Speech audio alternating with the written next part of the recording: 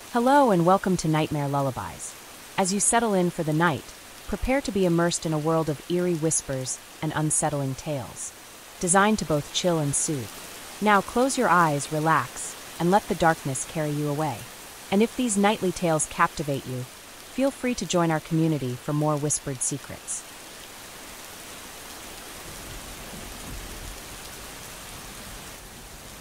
The air was crisp and cold on the morning of October 16, 1984. In the small French village of Lapangee-sur-Valognes, the mist hung low over the riverbanks, weaving through the dense forest like a ghostly presence. It was the kind of morning where nothing seemed out of place, where everything carried on as it always did.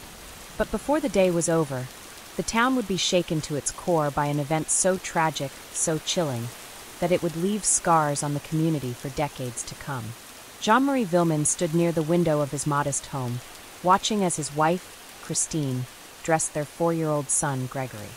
The little boy had the kind of innocence only found in children, his curly dark hair bouncing with each movement, his eyes wide with curiosity. He was a quiet child, content to play alone or listen to the stories his mother told him. Today was like any other day. Christine bundled him up in a warm jacket, kissed his forehead, and sent him off to play in the garden while she attended to chores. By 5 p.m., Christine stepped outside, expecting to find her son in the same spot where she had last seen him. But the garden was empty. Panic set in immediately. Gregory never wandered far. He was a good child, obedient, cautious. She called his name once, then twice, then again, louder this time. Silence. Within minutes, the entire neighborhood was searching. The forest, the nearby fields, every hidden corner of the quiet village. Neighbors called out his name, flashlights flickering through the trees as darkness crept in. But there was no trace of the boy. Then the phone rang. Jean-Marie answered, his hand trembling as he brought the receiver to his ear. "I took the boy." The voice was low, calm, almost rehearsed. "I threw him in the Valognes." Jean-Marie's breath caught in his throat. The line went dead. Less than an hour later, the search ended. Gregory's lifeless body was found floating in the cold waters of the Valognes River, his small hands bound with rope. His angelic face was eerily still, as if frozen in time. Shock rippled through the village, turning quickly into horror. The Villemin family collapsed under the weight of their grief. But grief soon turned into something darker. Fear, suspicion, and a mystery that would haunt France for generations. The police arrived within minutes of the discovery. The scene was surreal. Officers wading into the water, gently pulling the tiny body onto the bank.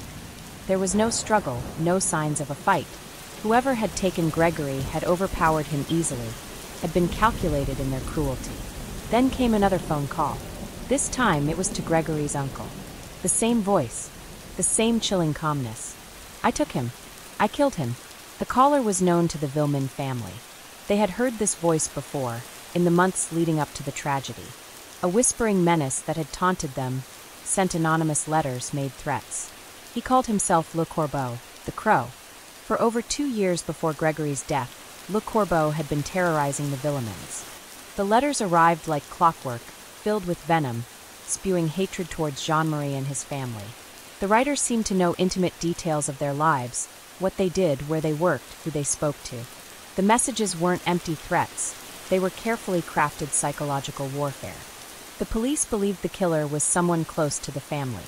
Someone with deep resentment, with jealousy simmering just beneath the surface. But in a village as small as Lapangee-sur-Valognes, everyone was close to the Villemins. Everyone knew each other.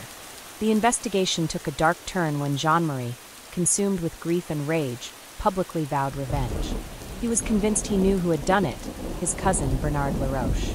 He believed Laroche had been Le Corbeau, the voice in the dark that had taunted them for years. The police arrested Laroche, but their case was weak. Without physical evidence, without a confession, they had no choice but to release him. It was too much for Jean-Marie. His rage boiled over. Months later, in front of journalists and cameras, he took a gun, approached Laroche, and shot him in cold blood. Jean-Marie was arrested immediately, his grief now turned into a crime of its own. But Gregory's murder remained unsolved. Laroche was dead, but was he really the killer? The calls continued, the threats lingered, and the small town was left to ask the question that would never be answered. Who killed Grégory Villemin? Over the years, forensic advancements, handwriting analysis, and countless interrogations brought new suspects into the light. Christine, Gregory's mother, was accused at one point, her own grief weaponized against her. But nothing ever stuck. The case spiraled, tangled in rumors, in theories, in a media frenzy that made it nearly impossible to distinguish truth from fabrication. In 2017, after decades of false leads and dead ends, new DNA technology was introduced to re-examine old evidence. Hope flickered, but once again it led nowhere. The DNA found on Gregory's clothing was inconclusive, another cruel twist in a case that refused to be solved. Now, nearly 40 years later, the ghost of Grégory Villemin still lingers over France. His story is one of betrayal, family feuds, and secrets buried so deep they may never be uncovered. Perhaps the killer still walks free. Perhaps they have carried their secret to the grave. But one thing is certain, some mysteries refuse to die, and the Valone River still remembers. The days following Grégory Villemin's funeral were suffocating with grief and tension. The Villemins, once respected members of their small town, now lived under a cloud of unrelenting suspicion. The media had turned their tragedy into a national spectacle, reporters swarming the village, knocking on doors, and publishing wild theories without evidence. The public craved answers. But with no clear suspects and only shadows of evidence, the case became a breeding ground for conspiracy and gossip. Christine Villemin, once known for her gentle kindness, had become a symbol of controversy. At first, people sympathized with her loss, but whispers soon began to circulate. Her grief doesn't look real. Did you see how composed she was during the press conference? A mother should be devastated, not calm. These cruel judgments made their way into newspapers, fueling even more dangerous speculation. As investigators dug deeper, the letters from Le Corbeau continued. Some postmarked weeks before the murder, others arriving even after Gregory's death. How was it possible that the threats persisted if the killer was dead? The puzzle only deepened, leading detectives in circles. Every trail led to a dead end. Every suspect had an alibi. And yet, the killer was still out there, watching, waiting, knowing that with every passing day, justice for Grégory Villemin slipped further away. The police focused their efforts on forensic analysis, but the lack of physical evidence proved to be a monumental obstacle. They combed through the riverbank where Gregory's body was found, searching for anything that might point to the person responsible. Every fiber, every speck of dirt was collected, analyzed, and catalogued, but nothing conclusive emerged. The rope that bound Gregory's hands was of a common variety, sold in numerous stores across the region. There was no DNA evidence that could be used to identify a suspect. The killer had been careful, methodical, almost as if they knew exactly how to avoid leaving a trace. Jean-Marie Villemin, unable to control his growing frustration, began taking matters into his own hands. He became obsessed with identifying Le Corbeau, convinced that the anonymous letters held the key to solving the case. He pored over every letter sent to the family, analyzing handwriting, comparing phrases, trying to match them to someone he knew. But the deeper he dug, the more isolated he became. His anger grew, his paranoia heightened. The pressure became unbearable. Then a bombshell hit. The police arrested Bernard Laroche, Jean-Marie's cousin. The evidence against him was circumstantial but compelling. A witness, Laroche's sister-in-law, claimed she had seen him with Gregory shortly before the boy's disappearance. Handwriting experts suggested similarities between Laroche's writing and the threatening letters. It wasn't definitive proof, but it was enough to take action. Jean-Marie saw Laroche's arrest as validation. He had been right all along. But Christine was less convinced. She struggled to reconcile the man they had known for years with the monster who had taken their child. And then, in a shocking twist, the witness who had testified against Laroche recanted her statement. She claimed she had been pressured by investigators, that she wasn't sure of what she had seen. Without her testimony, the case against Laroche crumbled, and he was released. Jean-Marie was livid. The police had failed them. Justice had slipped through their fingers once again.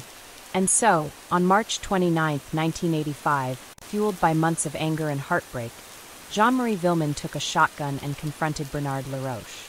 In broad daylight, in front of witnesses, he pulled the trigger. Laroche fell, his life ending in the same swift, brutal fashion as Gregory's. Jean-Marie was immediately arrested, his grief now turned into a crime of its own. But even as he sat in a prison cell, the mystery remained. Laroche was dead, but was he truly the killer? Or had Jean-Marie been manipulated into believing a lie? The media frenzy exploded into chaos. The story had everything: tragedy, revenge, mystery. It became a national obsession. Reporters dissected every detail, turning the Villemins' pain into entertainment. The press portrayed Jean-Marie as both a grieving father and a dangerous vigilante. The court of public opinion was divided. Some saw his actions as justified, while others condemned him for taking a life without proof. Christine, left alone to face the storm, found herself in an even darker nightmare. With her husband in prison and her son's murder still unsolved, she became the new target of suspicion.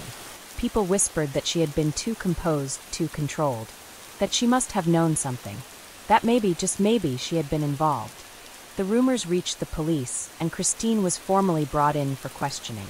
The idea that a mother could harm her own child seemed unthinkable, yet the authorities pursued the possibility with cold determination. They scrutinized her every move, interrogated her for hours, analyzed her past statements for inconsistencies. The media latched onto the idea, spinning dramatic headlines. Did Christine Villemin kill her son? Her world crumbled.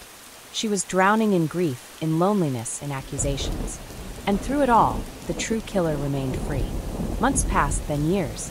Investigators followed new leads, only to be met with more dead ends. The letters from Le Corbeau eventually stopped. The town that had once been united in grief had become divided by speculation and betrayal. Friendships were shattered.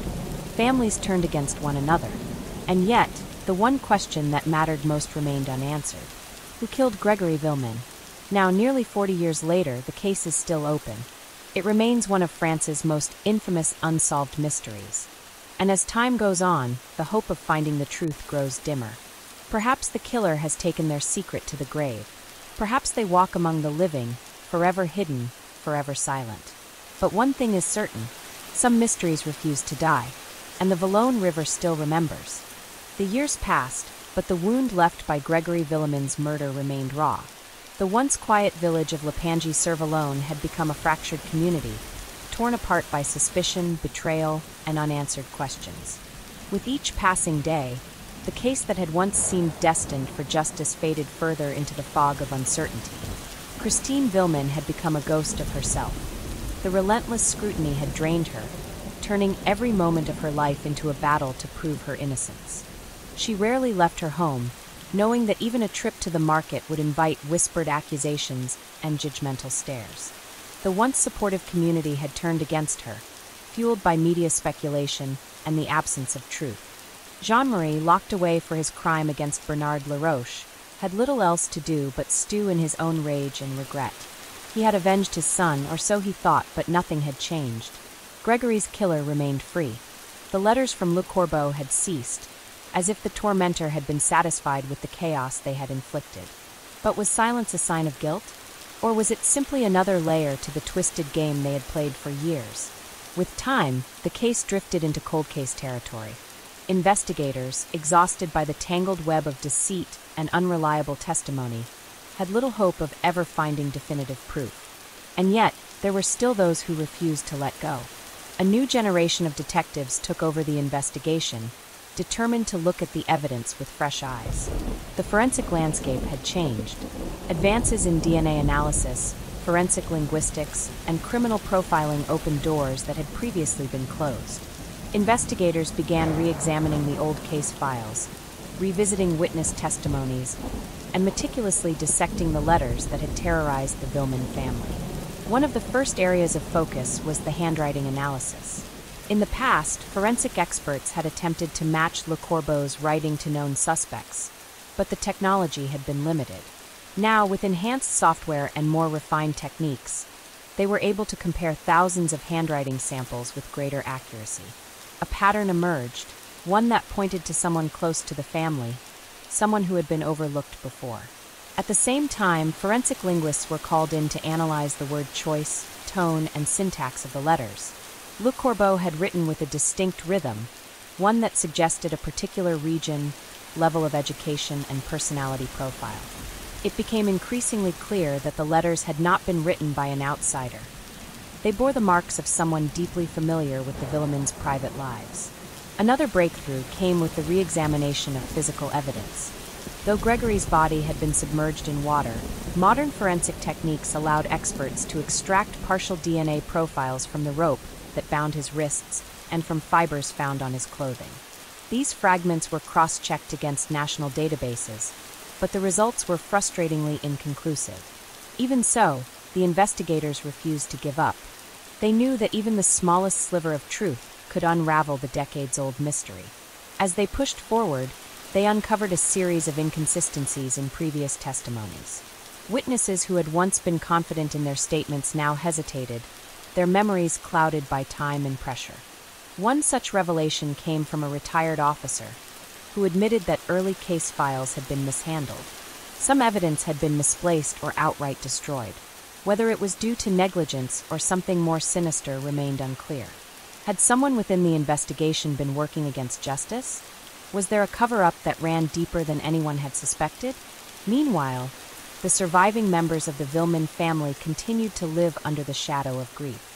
Christine, though older and wearier, never gave up hope that one day the truth would surface.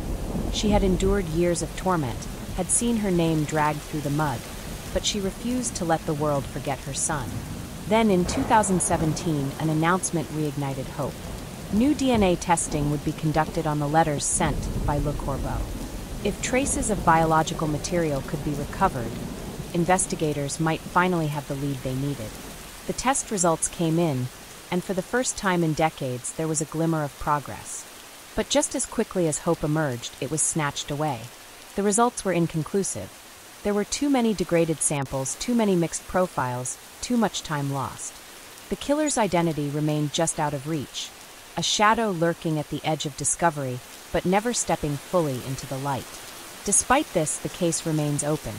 Investigators continue to sift through the fragmented pieces of evidence, still searching for the one connection that could finally bring closure. And so, nearly 40 years later, the question remains unanswered. Who killed Grégory Villemin? Perhaps the truth will one day come to light. Perhaps it will remain buried forever, a dark secret held by those who refuse to speak. But one thing is certain, the Vallone River still whispers its secrets. And somewhere, the killer still knows what they did. The years pressed forward, yet the murder of Grégory Villemin remained a dark cloud hanging over the French countryside. Though time dulled the initial shock, it did little to erase the pain. Every few years, a new revelation, a whispered rumor, or an ambitious investigator would bring the case back into the public eye. And every time, the Villemin family was forced to relive their deepest tragedy. Christine Villemin had grown accustomed to living in the shadow of suspicion. Even after she was formally cleared, there were those who refused to believe in her innocence. The weight of grief had aged her beyond her years, yet she remained resolute.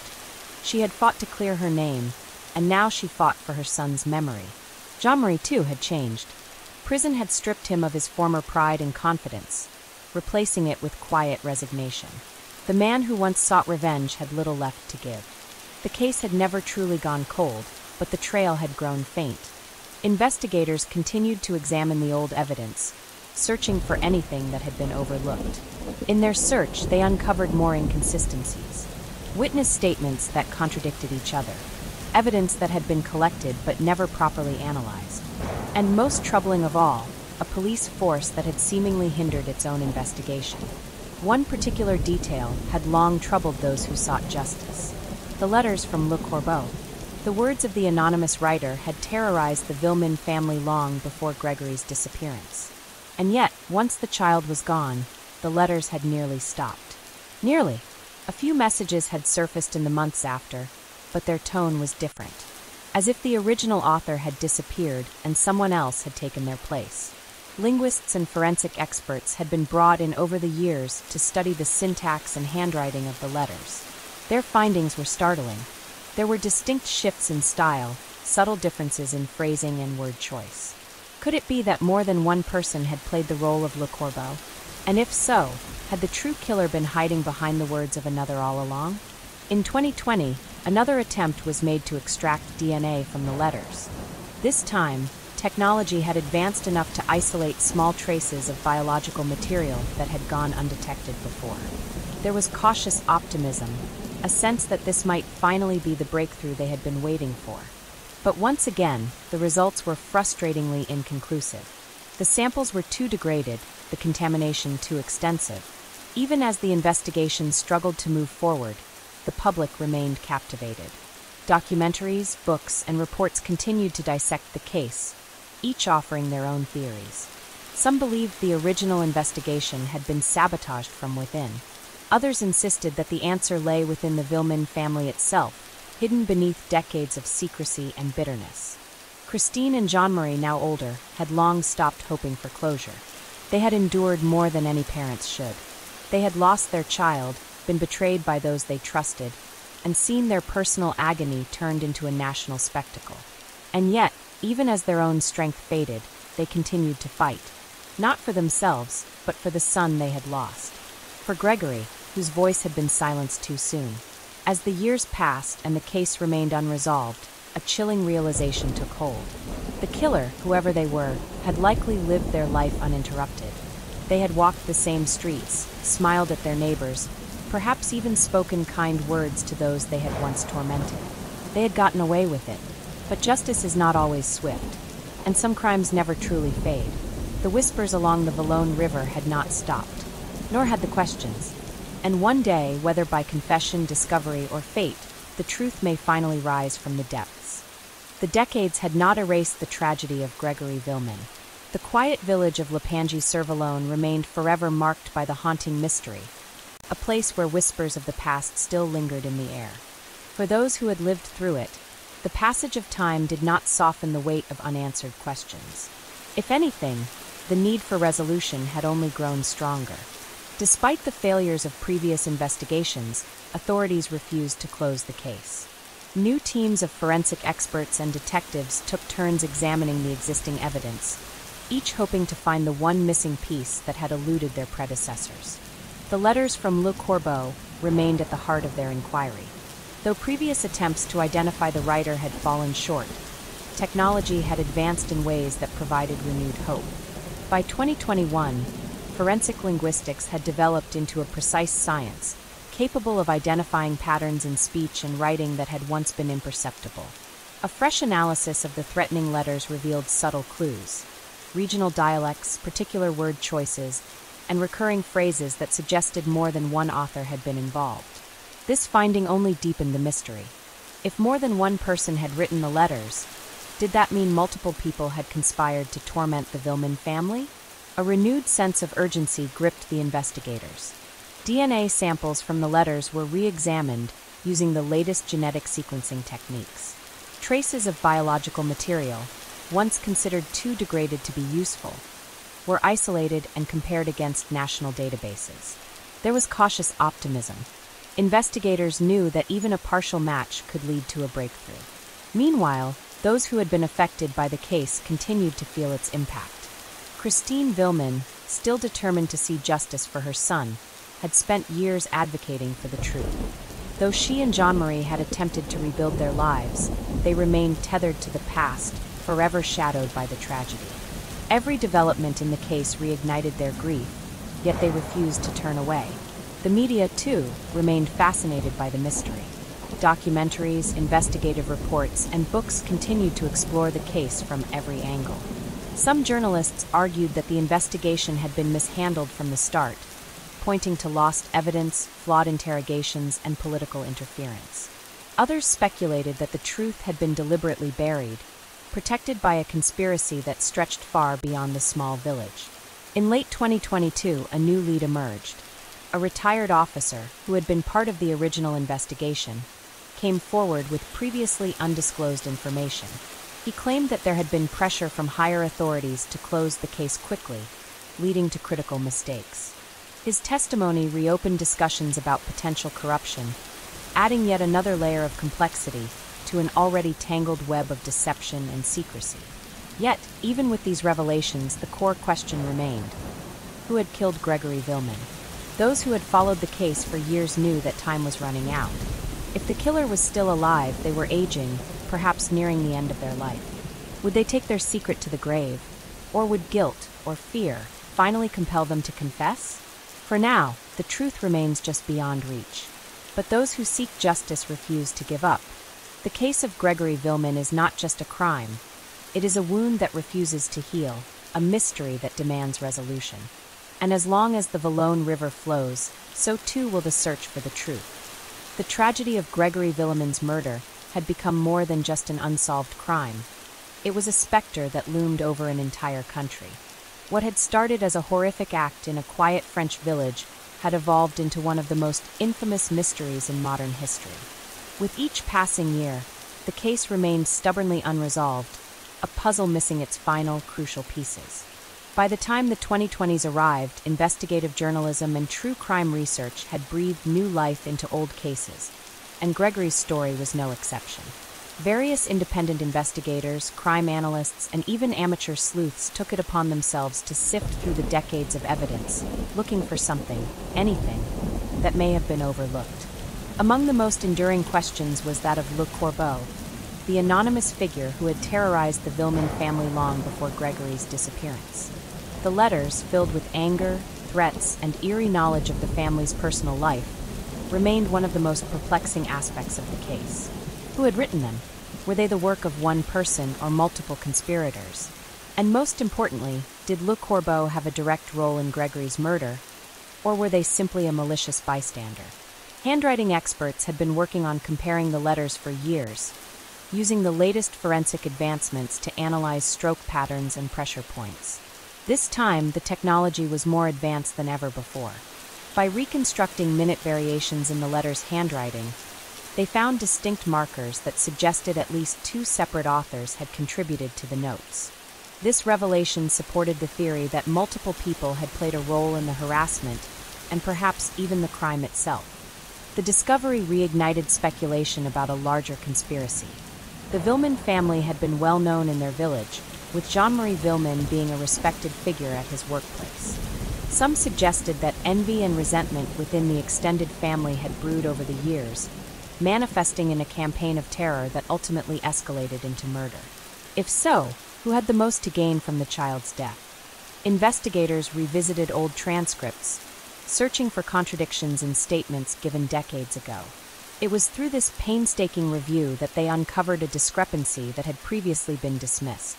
A former acquaintance of the Villemin family, who had given a statement back in 1984, had described events that did not align with the established timeline of the case. At the time, their inconsistency had been brushed aside, seen as the result of trauma or misremembering details under pressure. But now, looking at it with fresh eyes, the inconsistency stood out like a glaring red flag. The person in question had been one of the last known individuals to see Grégory alive. Their testimony had shaped much of the investigation's early assumptions, and yet, when compared to new evidence and advanced forensic methods, parts of their statement no longer held up. Authorities quietly reopened an inquiry into this individual's past, looking at phone records, financial transactions, and any connection they may have had to the anonymous letters. And then came another breakthrough. A newly analyzed fingerprint found on one of the letters matched a distant relative of the Villemin family. The discovery was shocking but not entirely unexpected. It had long been believed that whoever had written those letters had intimate knowledge of the family's affairs, something only an insider could possess. The new evidence, however, still fell short of definitive proof. The fingerprint alone did not prove guilt. It merely placed the person in proximity to one of the most infamous elements of the case. But it was a start. Investigators felt closer than ever before to unraveling the decades-long mystery. Yet, even with this progress, the case remained frustratingly unsolved. The sheer passage of time meant that many witnesses were either deceased or their memories had faded. Physical evidence had deteriorated, and records that could have been useful had been lost or improperly stored. Justice seemed within reach, yet just out of grasp. The Villemin family, now decades removed from their nightmare, continued to live under its shadow. Christine and Jean-Marie, though aged and weary, never stopped demanding the truth. They had spent their lives seeking justice for their son, and as long as they had breath in their bodies, they refused to let his memory fade into history. As investigators continued their search, one haunting question remained. If Gregory's killer had managed to evade justice for this long, would they ever be found? Or had they lived their life freely, blending into society, carrying their dark secret to the grave? One thing was certain: the Vallone River had not forgotten, and neither had those who still sought the truth. Time had failed to wash away the stain of Grégory Villemin's murder. The village of Lapangee-sur-Vallone still carried the weight of the tragedy, its residents forever tied to the mystery that had refused resolution for nearly 4 decades. Though life had moved on for many, the Villemin family remained trapped in an endless cycle of grief, speculation, and disappointment.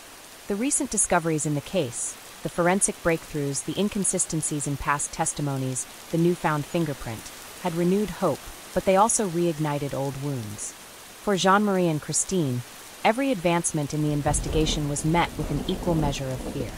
They had seen hope before, only to have it ripped away by false leads and legal dead ends. Investigators pressed forward with the latest forensic evidence, but there were still too many gaps in the story. The fingerprint, though important, was not enough on its own to secure a conviction, and the 2 distinct handwriting styles found in Le Corbeau's letters suggested at least 2 different people had been involved in the campaign of terror against the Villemin family. If that was the case, was the murder of Gregory a planned event carried out by multiple individuals, or had one person acted alone while others played a role in the psychological torment leading up to it? Theories swirled within law enforcement. Some believed that the crime had been an act of revenge, perhaps tied to long-standing feuds within the extended Villemin family. Others argued that it had been a crime of opportunity, someone who had seen an opening and seized it in an act of inexplicable cruelty. Yet, regardless of the motive, the investigators remained convinced that the key to solving the case lay in understanding the letters and who had written them. A new linguistic analysis was conducted, this time using artificial intelligence to compare Le Corbeau's letters with known samples from individuals connected to the case. The program detected similarities between one of the anonymous writers and an individual who had previously been interviewed by police, but never formally named as a suspect. This person had lived near the Villemins at the time of the murder and had familial connections that placed them close to the unfolding events. The revelation was both chilling and frustrating. It strongly suggested involvement, but without further concrete proof, it was still not enough to secure an arrest. The decades that had passed made it all the more difficult. Memories had faded, potential witnesses had moved or passed away, and critical pieces of physical evidence had been lost or contaminated. Yet, the police were determined not to let the case go cold again. With public pressure mounting, authorities made the decision to re-interview surviving witnesses. Some were now in their 70s or 80s, their recollections clouded by time, but there were still those who remembered details that had been ignored in the original investigation. One former neighbor recalled seeing a man near the Villemin house on the day of Gregory's disappearance. At the time, the sighting had been dismissed as unimportant, but when the witness was shown photos of suspects and acquaintances from the case, their reaction was telling. Their hands trembled as they pointed to a specific individual. This same person had previously provided what investigators now believed to be a misleading alibi. Was this the break they had been waiting for? Could this long-buried clue finally lead to justice? But before police could act, something unexpected happened. The suspect, upon learning that authorities were once again investigating, left the country. It was a move that immediately raised suspicion. After years of maintaining innocence, why would they flee now? Investigators scrambled to secure legal pathways to bring them back for questioning, but extradition was a slow and complicated process. Jean-Marie and Christine, once again, found themselves in a familiar place, waiting for the legal system to act, waiting for truth to finally emerge, waiting for the closure that had eluded them for so long. And as the case crept toward yet another critical juncture, the world watched, wondering if this time, after all these years, the real story of what happened to Grégory Villemin would finally be revealed. As the Villemin case once again gained momentum, the eyes of the public and the media turned toward the unfolding developments with renewed intensity. The suspect's sudden departure from the country had only added to the intrigue, sparking heated debates about whether this was an act of guilt or simply an unfortunate coincidence. For the investigators, however, it was anything but coincidental. The decision to flee, after decades of maintaining innocence, was a red flag that could not be ignored. Every effort was made to establish their whereabouts and begin the process of extradition. But bureaucracy moved slowly, and in the meantime, the case continued to evolve. The Villemin family, despite years of disappointment, held on to the fragile hope that this time would be different. Christine, ever the determined mother, refused to let her son's memory fade into obscurity. Jean-Marie, now hardened by years of frustration, kept his distance from the media but closely monitored every update from the legal team handling the case. While waiting for progress on the suspect's extradition, investigators shifted their focus back to the forensic evidence, determined to extract any useful information from what remained of the physical case files. The rope that had bound Gregory's wrists, the letters from Le Corbeau, and even the recovered fibers from his clothing were all re-examined using cutting-edge forensic techniques that had not been available during the original investigation. A breakthrough came when new trace evidence was found on the rope, a specific chemical compound that was linked to an industrial adhesive used in certain factories at the time. This revelation opened up a new avenue of investigation. Could this compound be traced to a specific location, a workplace? Perhaps even an individual with access to these materials? Investigators scoured old employment records, looking for potential connections between known suspects and places where this adhesive was commonly used. The search led them to an industrial site located not far from the Villemin home, a factory where several people connected to the case had once been employed.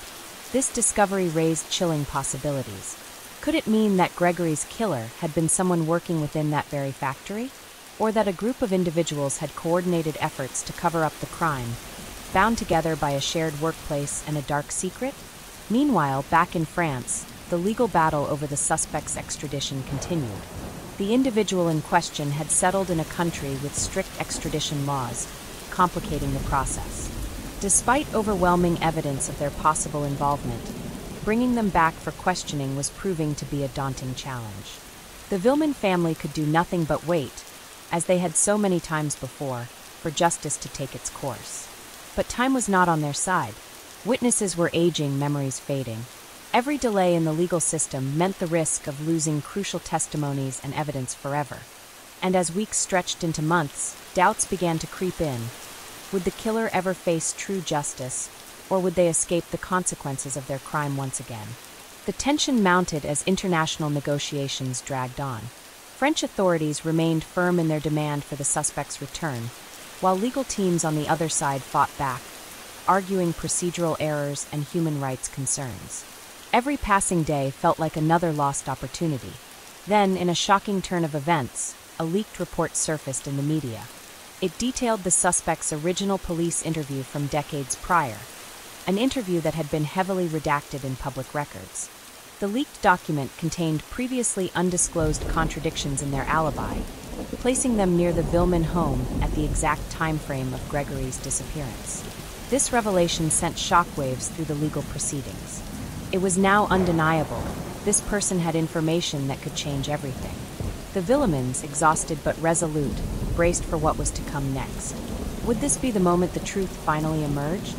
Or would the layers of deception and corruption that had plagued the case for decades continue to shield the guilty?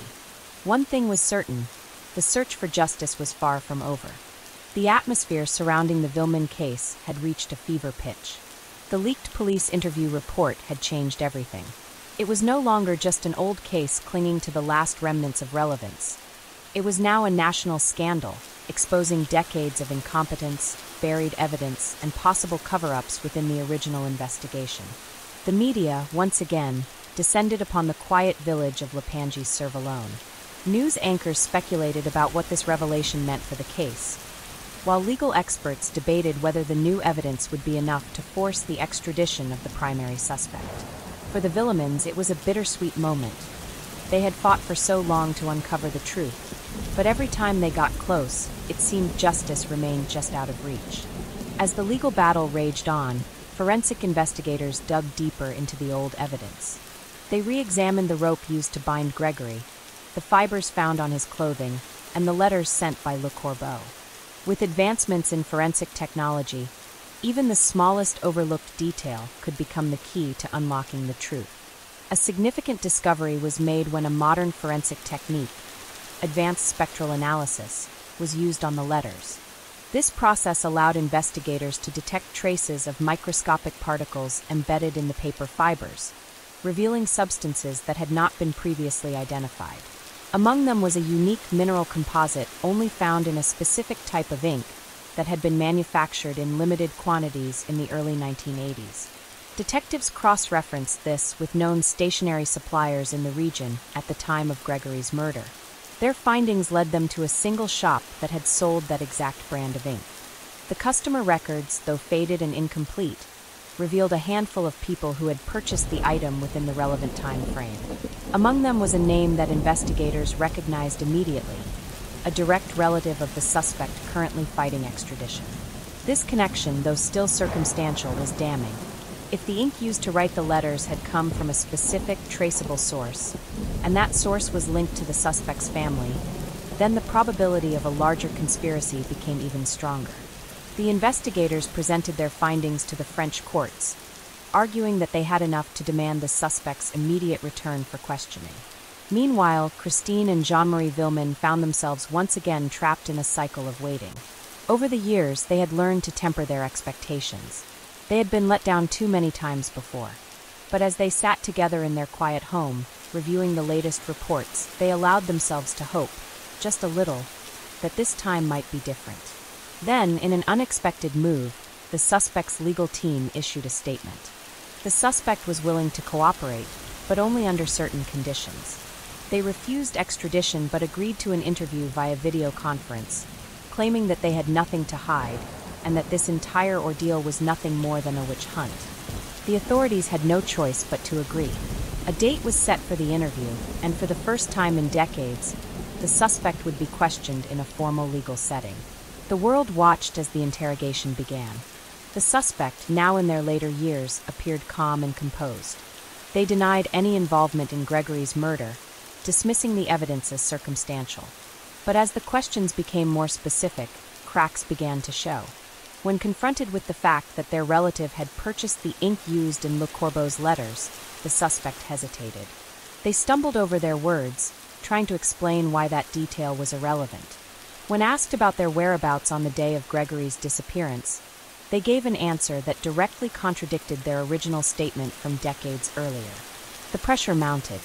Investigators pressed harder, exposing more contradictions, highlighting gaps in their story. For the first time, the suspect looked uneasy. And then, as if realizing the walls were closing in, they ended the interview abruptly, refusing to answer any more questions. This was the turning point authorities had been waiting for. The suspect's sudden withdrawal from the conversation was seen as an admission of guilt in the eyes of many. French prosecutors renewed their demand for extradition, this time with even greater urgency. Jean-Marie and Christine, though weary, felt something they had not allowed themselves to feel in years: true hope. It wasn't just speculation anymore. It wasn't just another dead-end lead. This was real. The truth was closer than ever before. And for the first time in nearly 4 decades, it seemed that justice for Grégory Villemin was finally within reach.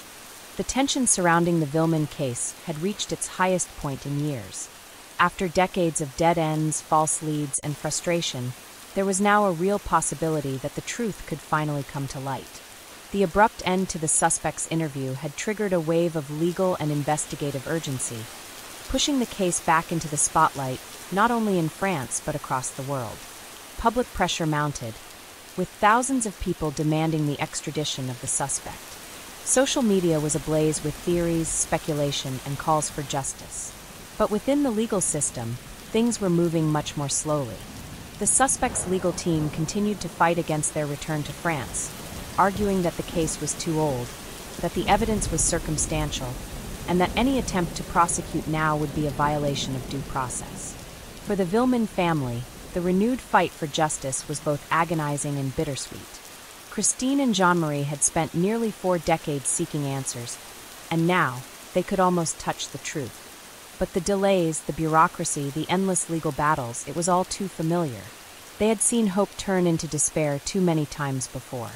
And yet they couldn't give up. Not now. Not when they were closer than ever. Investigators, determined to build an airtight case, continued analyzing the forensic evidence that had been re-examined over the past few years. One of the most promising leads came from newly identified DNA markers on the rope used to bind Grégory. While previous tests had failed to yield conclusive results, advanced forensic techniques had now isolated a partial DNA profile. It wasn't enough for a definitive match, but it was another critical puzzle piece that linked the crime scene to someone within the suspect's circle. At the same time, handwriting experts delivered another shocking revelation. A newly developed AI-driven analysis of Le Corbeau's letters suggested that some of the messages may have been dictated rather than written by the same person. This opened up a new possibility, that the anonymous tormentor was working with an accomplice who had physically written the letters under instruction. The implications were profound. If multiple people had been involved, the case could be far more complex than previously thought. Investigators began re-examining past testimonies, looking for any indication of collusion or an organized effort to cover up the crime. Names that had once been dismissed as irrelevant were now back under scrutiny. Then, in an unexpected development, a former acquaintance of the suspect came forward. This individual, who had been hesitant to speak out in the past, now claimed to have critical information about the case. According to their testimony, the suspect had allegedly made a disturbing comment in the weeks following Grégory's murder, something that, in hindsight, seemed like an admission of guilt. The investigators wasted no time. They arranged a formal interview, documenting every detail of the witness's statement. If their account could be corroborated, it might serve as a key piece of evidence in securing an extradition order. But the suspect's legal team fought back hard, discrediting the new witness as unreliable due to the passage of time. As the legal battle intensified, the Villemin family remained in a state of agonizing limbo. They had been here before, so close, only to be let down by the system. But this time, there was more momentum, more pressure, and more undeniable evidence stacking up against the person who had eluded justice for so long. Finally, after months of legal negotiations, an extradition ruling was made. The suspect would be returned to France for further questioning. The moment the Villemins had waited for so many years was now at hand. As news of the decision broke, reporters swarmed the streets, cameras flashing, voices shouting questions. The suspect, now much older, was escorted onto a plane under heavy security. The world held its breath, waiting to see what would happen next. For Christine and Jean-Marie, there was no celebration. Not yet. Justice was not about arrests or legal victories. It was about the truth. And until that truth was fully revealed, their fight was far from over. As the plane carrying the suspect touched down in France, the Villemins knew that the most critical chapter of their decades-long search for answers was about to begin. The moment the plane carrying the suspect touched down in France, the weight of nearly 4 decades of unresolved pain settled heavily over the Villemin family. For so many years, justice had been elusive, slipping through their fingers just as they believed they were close to grasping it. But now, as the suspect was escorted off the aircraft under heavy police guard, a long-awaited reckoning seemed closer than ever. The courtroom was filled with tension as reporters, legal analysts, and members of the public gathered to witness history unfold. Christine and Jean-Marie Villemin sat in silence, their faces unreadable, their emotions carefully controlled. This was not a moment for celebration. Not yet. There was still a trial to prepare for, still a battle ahead. And there was always the fear lingering in the back of their minds that even now, the suspect might somehow escape the consequences of their actions. The first interrogation was scheduled for the following morning. Investigators wasted no time in presenting the evidence they had painstakingly gathered. The fingerprint from Le Corbeau's letters, the ink traceable to a single purchase location, the suspicious timeline inconsistencies, and the newly revealed forensic evidence from the rope binding Grégory's hands. All of it pointed in one direction. But the suspect remained defiant. They denied everything. Every accusation, every connection to the letters, every forensic link, dismissed as coincidence, misinterpretation, or outright fabrication. They claimed they had never harassed the Villemin family, that they had no reason to harm a child, and that their departure from France had been purely personal, not an act of guilt. Yet, as investigators pressed on, cracks in the suspect's story began to appear. When confronted with the newly surfaced witness testimony, the acquaintance who had recounted the suspect's troubling remarks shortly after the murder, the suspect faltered. Their usual confidence wavered, their responses becoming more measured, more calculated. Then another blow came. Investigators revealed that, using cutting-edge voice analysis technology, they had compared recordings of the suspect's voice to the few known audio recordings of Le Corbeau's threatening phone calls. The results were compelling. There was an undeniable similarity, strong enough to suggest that at the very least, the suspect had been involved in orchestrating the psychological torment of the Villemin family. Still, the suspect refused to confess. They remained silent as their legal team scrambled to counter the prosecution's mounting case. But while they remained outwardly composed, the walls were closing in.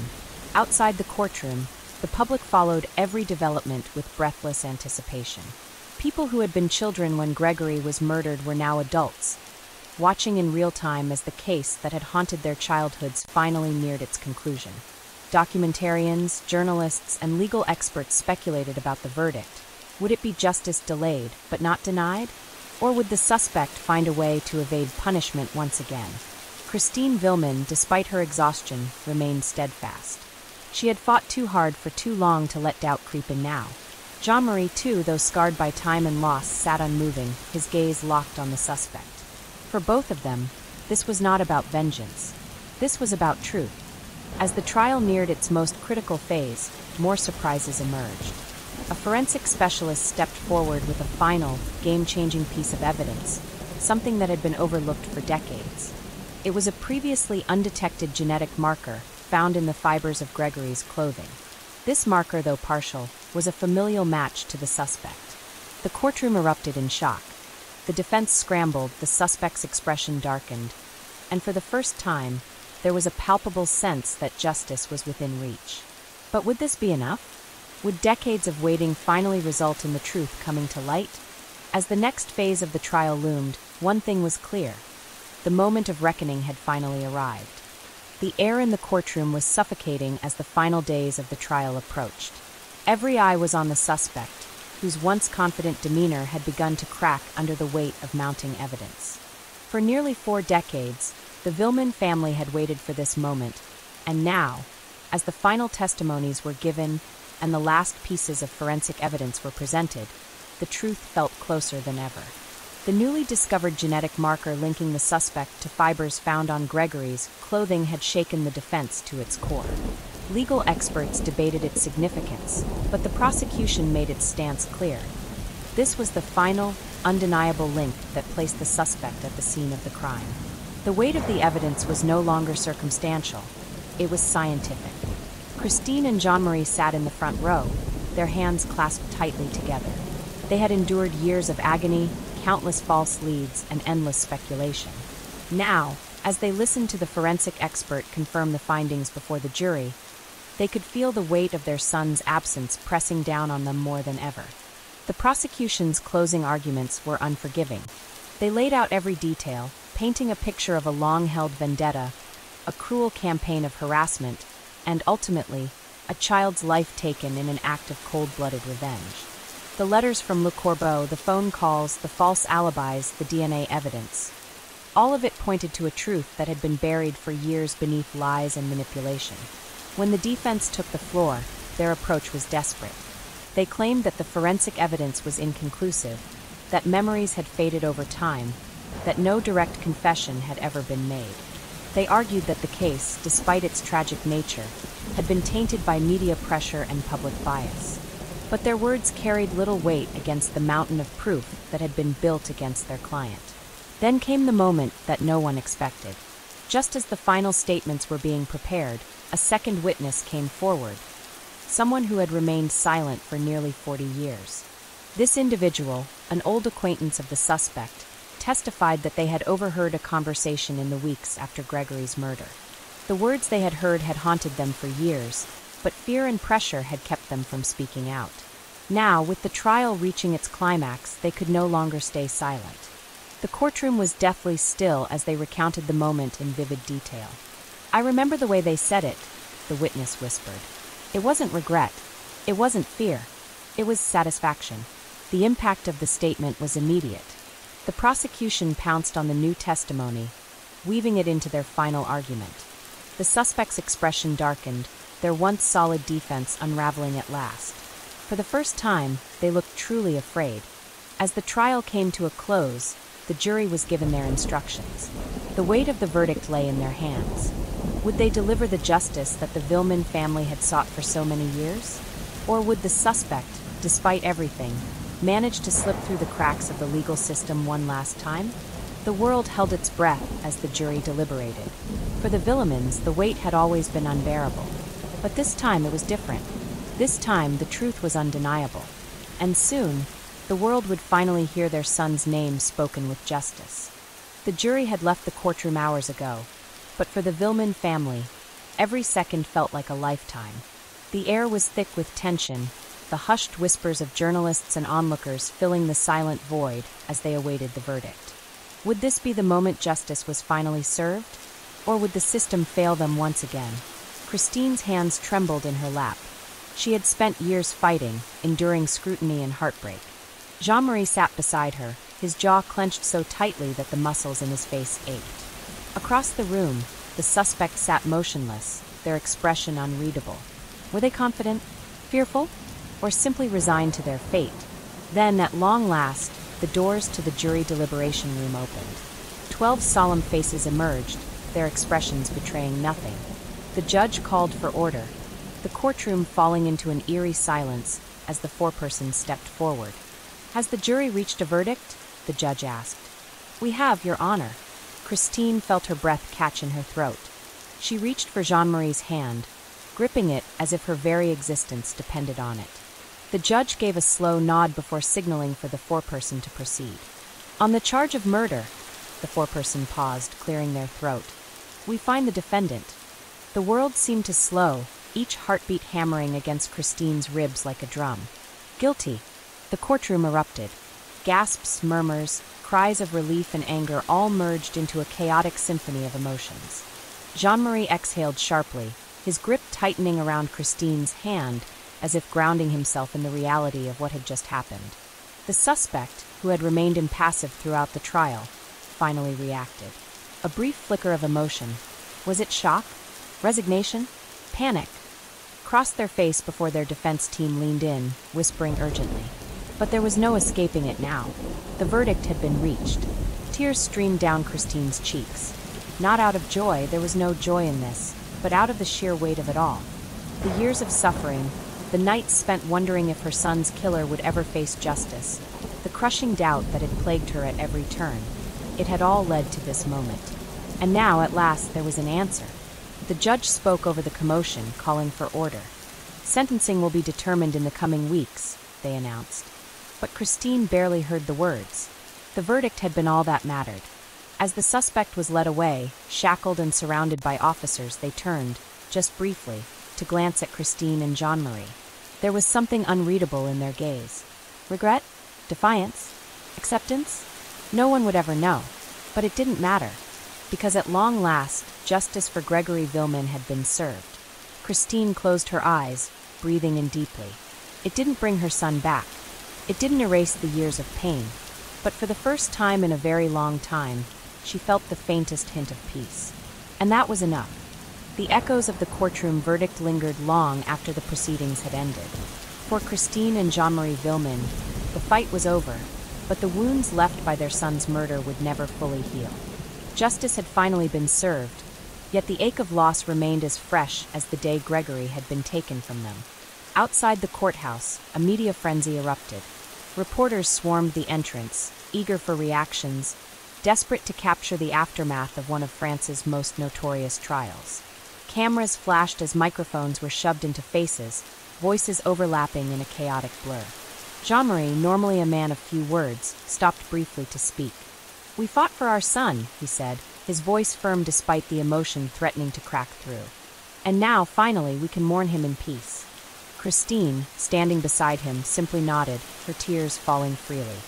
As they left the courthouse, the weight of the past 4 decades pressed heavily on their shoulders. Returning home felt surreal. Their house, once a place filled with love and laughter, had been tainted by grief, by memories of what had been stolen from them. But this time, something was different. For the first time in years, they felt a semblance of closure. They had fought against the whispers, the accusations, the crushing weight of injustice, and they had won. Gregory's name had been cleared of every doubt, every cruel insinuation. The suspect, now convicted, awaited sentencing. Legal experts speculated on the outcome.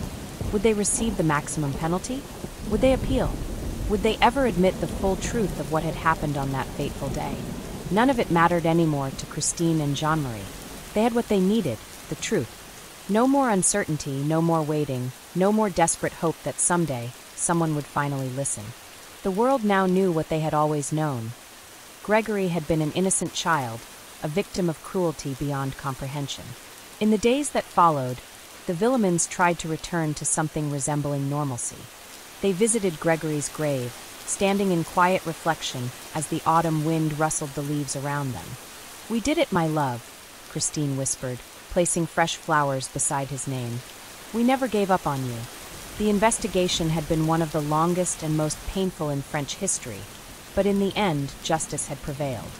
The letters from Le Corbeau had stopped. The whispers had faded. The shadow that had loomed over their lives for so long had finally begun to lift. Yet, even in victory, the sorrow remained. No conviction, no verdict, no punishment could ever bring back what had been lost. But for the first time in nearly 40 years, Christine and Jean-Marie Villemin could breathe. And for them, that was enough. The days following the verdict were quiet.